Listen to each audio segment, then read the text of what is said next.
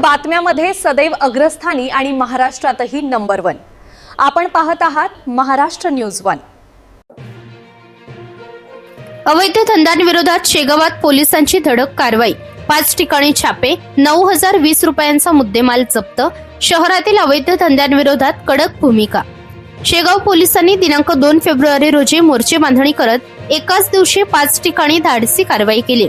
या कारवाईत पोलिसांनी एकूण 9,020 रुपयांचा रोख व मुद्देमाल जप्त केला असून अवैध व्यावसायिकांमध्ये खळबळ उडाली आहे। शहरातील इंदिरानगर परिसरात आरोपी गौतम खंडारे याच्याकडून 15 देशी दारूच्या शिश्या, डॉक्टर बाबासाहेब आंबेडकर चौक परिसरात आरोपी नितीन राठोड याच्याकडून 36 देशी दारू शिश्या, तर जुने बस स्थानक परिसरात आरोपी संतोष मानकर याच्याकडून 130 देशी दारू शिश्या जप्त करण्यात आल्या। या तिन्ही कारवाईंमध्ये 181 देशी दारूच्या शिश्या जप्त करून पोलिसांनी 7,240 रुपयांचा मुद्देमाल हस्तगत केला। तसेच गाडगेबाबा चौकात वरली मटका जुगारावर कारवाई करत आरोपी विठ्ठल जानकीराम दळी यांच्याकडून जुगार साहित्य व 960 रुपये रोख रक्कम जप्त करण्यात आले।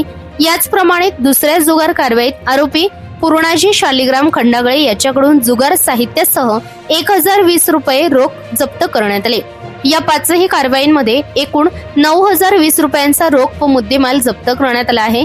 ही कारवाई दबंग ठाणेदार श्री निमेश मेहत्रे यांच्या मार्गदर्शनाखाली डीबी प्रमुख पोलीस उपनिरीक्षक Kunal Jadhav, police head constable Santosh Gawai, police head constable Gajanan Waghmare, police head constable Ganesh Wakekar, police constable Prakash Gavhande, police constable Vandana Phalke यांनी यशस्वीरित्या पार पडली। महाराष्ट्र न्यूज 1 करिता मुख्य संपादक इस्माईल शेख, उपसंपादक रंजना राठोड, बुलढाणा।